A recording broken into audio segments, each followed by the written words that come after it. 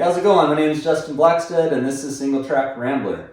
The goal of this channel is to give you as much information about trail clearing, tips, tricks, techniques, product reviews that I can share with you to make sure that you're as efficient as you can be out there in the field. This comes from 14 years of experience of being a full-time trail crew member, as well as a trail crew supervisor and now a Trails Manager. Today we're going to talk about chainsaws. And we're gonna stick to the brands that I know and the chainsaws that I've run. I don't want to do reviews on something that I don't personally have experience with, and I think that is valuable to you. As we work through these saws, there's some that I like and some that I've had a really rough time with, and we'll talk about the reasons why I think that is. And I'm gonna be really clear on what's fact and what's purely my opinion. This video is similar to putting together a video on what the best oil is to run on your dirt bike. Everyone has an opinion about chainsaws, and that's totally cool. And as long as people are out there running them, I don't really care what you run. This is kind of for people that are wondering which saw they want to buy for a first saw or which saw they're gonna buy next, and just my opinions. You'll notice there is a shade of orange that's missing here. I don't have any experience with Echo chainsaws, but I'm not against them by any means. And I know that some of the guys that I respect the most in Idaho here that are out there clearing, they're running the Echoes, and I think there's a reason for that. And we'll talk about that as we kind of work into some different features on each of these saws. So this could be a longer video, so now's a good time to grab a quick drink and we'll get into some specific saws now. All right, let's get into it. Okay, first up we got the Stihl MS261. I got this weighing 11.6 pounds, cost you 189 bucks, 30.1 cc's, and it'll hold 8.5 ounces of fuel. All our weights today are gonna be with the gas and bar oil filled, and with the bar and chain installed. This is part of the homeowner series of saws, so it's got less pep than the professional series, but at that price point, it's gonna get you out there cutting, see if you like doing it, hopefully you do, and it'll get through most of the trees we find in the field. It'll run a 16-inch bar just fine, and a 16-inch bar, remember this, is easily a 30-inch tree because you can double cut pretty much anything as you gain your skills. One thing that I dislike about this saw is it's got plastic dogs. I use my dogs all the time. Great way to reduce fatigue is get these plugged in so you're taking the weight of the saw off your shoulders as you're cutting. So overall, great saw, great entry-level saw. At 189 bucks, it'll get you out there working on our trails and helping out. And we appreciate everyone's effort, no matter what they're using.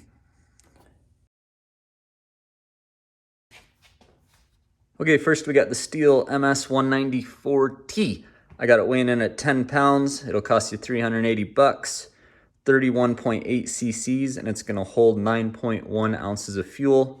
And this saw will easily spin a 16-inch bar. So you're getting more power and more fuel for less weight than the 170. That's what happens when you step up to the professional series of saws. This replaced the Stihl MS293, I think last year or the year before. 193 is probably one of the most popular saws we see out there on the trails, and there's a reason for that. They rip and they're lightweight. Stihl's claiming that over the 193, this 194 has a 9% increase in power and a 7% increase in torque.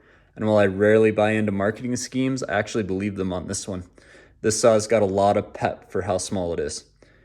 My buddy Jeff and I cut through a 30-inch tree. This is his saw, and he used it all summer. I cut with him a bunch this year. But yeah, we cut through this 30-inch Doug fir that was pretty battle-hardened, had a tight ring, and it just ripped through it. I was incredibly impressed with how this little saw handled that bigger, tougher tree. My only gripe on this saw is it still has plastic dogs.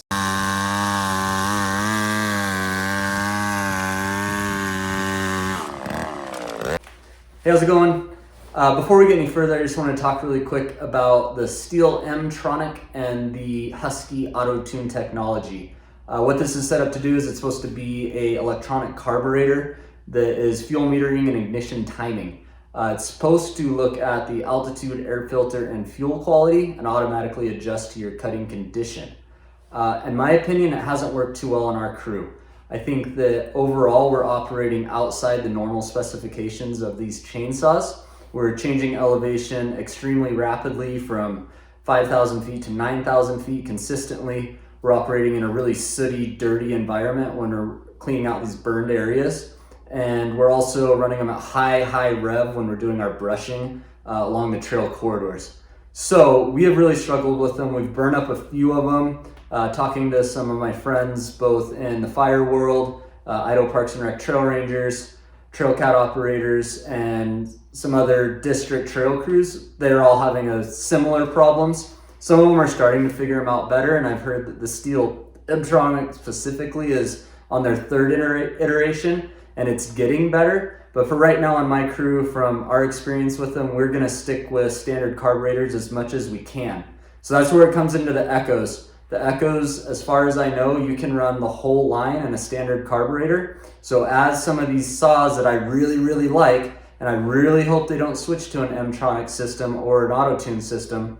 Actually, it's just M-tronic now. As long as they're not switching to an M-tronic system, I'll buy them. But when they switch, I may switch to Echo for a little bit until that technology catches up. There is a new Stihl 540i, and apparently that is actual fuel injection. So we'll see if that works its way down the line. And if it does, it could be really cool. But right now I'm just not comfortable sending my crews out in the field with saws that could be really a pain in the butt to start. And we've also, like I said, I've burned a few of them up. So efficiency is the key in this game. And I feel like our crew is more efficient using standard carbureted saws right now.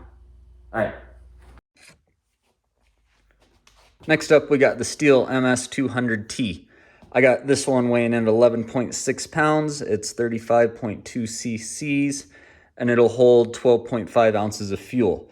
Price on this one depends because you're gonna have to find it used. It's the only saw we're doing today that is not currently on the market, but I feel like it's such a good saw that it's worth bringing up. It has been replaced by the MS201. I'll put a link below. This guy does an amazing job of comparing and contrasting the two, and I don't have the time to go over all that with you right now. And I don't have enough personal experience with the new 201 to recommend it or say it's a bad saw. But the things I do know is that it weighs more, carries less fuel, and has an M-tronic carburetor. So I'm probably gonna keep the 200s around for a while. This saw has metal dogs, which is a huge upgrade from the 194, and you can run an 18-inch bar. 18-inch bar is gonna cut almost a 40-inch tree with a good double cut. So this saw is gonna tackle 95%, 99% of what we find in Idaho. So if you're looking for a one saw quiver and you can find one, this Stihl MS200T probably takes the cake in my opinion for power to weight to bar length, all the factors I take in. It's a great saw. Here we got the Husky T540XP.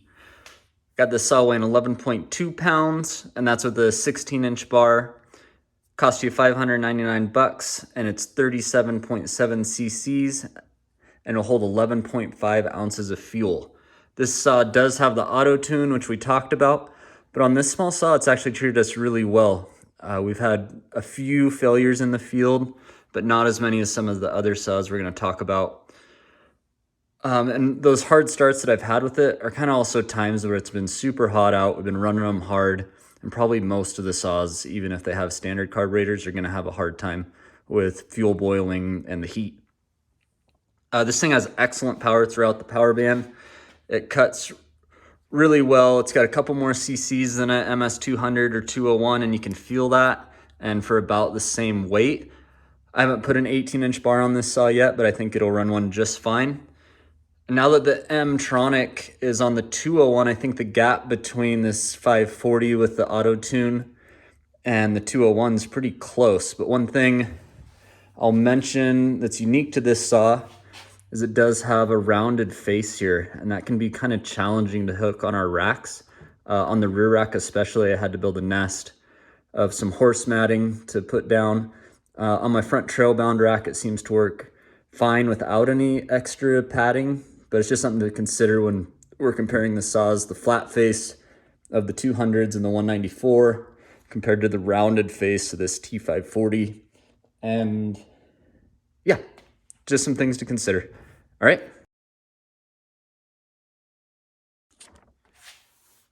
All right, here we got the Stihl MS261. This is probably the most widely used saw by professional trail crews. My crew uses them. Every district I've been on, we've used these. Idaho Department of Parks and Rec Trail Ranger program and Trail Cat program use these because they are a bomber. You can easily run a 20-inch bar. You can run 3/8 or 325 chain just fine. Again, 20-inch bar is going to cut 99% of what we find out there. It weighs 15.5 pounds, 619 bucks, 50.2 cc's, and it'll carry 16.9 ounces of fuel. But do not confuse this with the MS261CM. That is the M-tronic version, and we've already talked about how I feel about those carbs. This has a standard carb on it with a high-low and an idle adjustment. So for our dirt bikers, if this saw is in your quiver, you might have this and a 194. You run this early season or when you know there's going to be a lot of timber on a ride, and then have your 194 that you keep on for those daily rides, those just in case something came down since the last time you rode a trail. Yep, that's what I do. I got a 261 and then an arborist saw, and depending on where I'm going and what I think I'm going to encounter, I'll pick the appropriate saw for the day. Again, the MS261, it just makes me happy looking at it because I have so many gosh dang hours on these, and I just love it.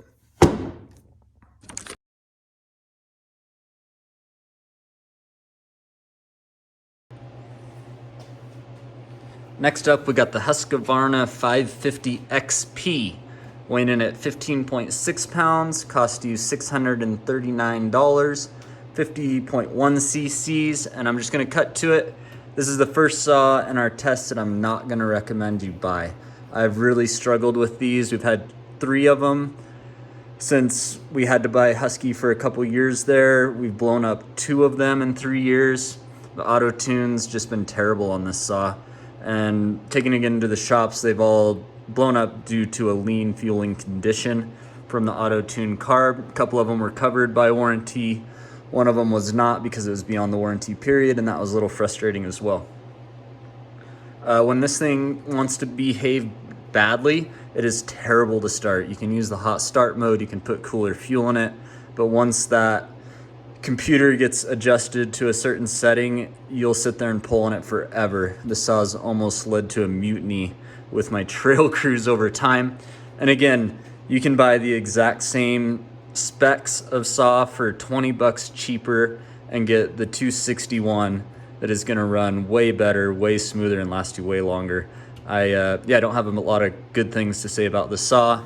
Even the front of it just sits weird on a rack. It's longer than a 261. Yeah, just nothing good to say about this saw. If you run one, that's great, and I hope you enjoy it. And I'd love to know what you think I could be doing differently to make these run better. But this is the last one in my fleet, and it will not be getting replaced. Well, it will be. It'll be getting replaced with the 261. All right.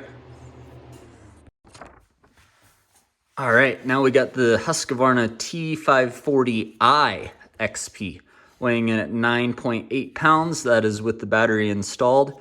It's gonna cost you $1,029. I got this as a package deal, 2 batteries, bar and chain, and saw for $1,029.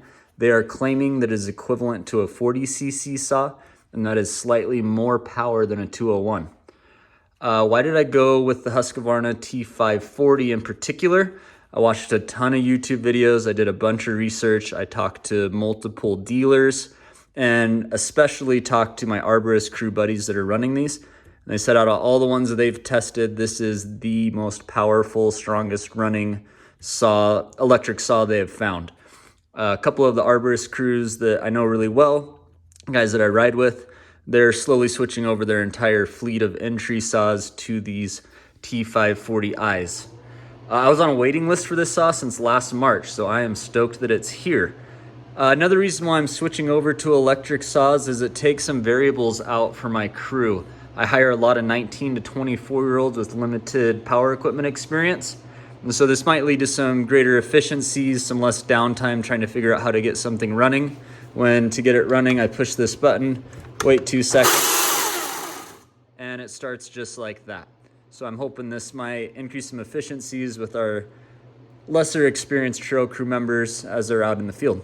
So I'm really looking forward to it, and I will put together a full video. Oh, it has metal dogs too. Don't forget about that.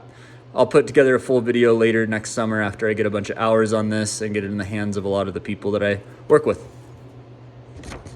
Okay, well that makes it the end of this little video. Hope you learned something. Hope it helped guide your decision and what you're gonna end up buying. And if you're looking to upgrade a saw, maybe gives you some information on which direction you want to go.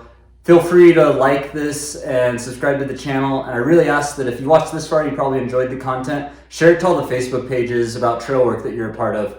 Let's continue the conversation where we can. I'm always open on Instagram to answering questions.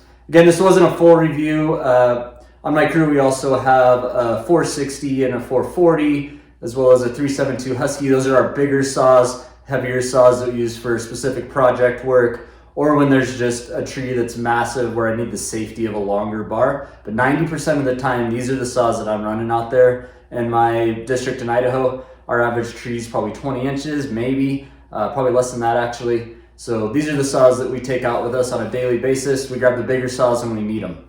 So again, share, like, subscribe, and let's get another one going. Let me know if there's anything you guys want to learn about specifically, whether it's trail work or tools or what I do, or questions about where I've been and what I've done. Love to be involved with all of you as much as possible. All right, well, have a good one, and we'll see you next time.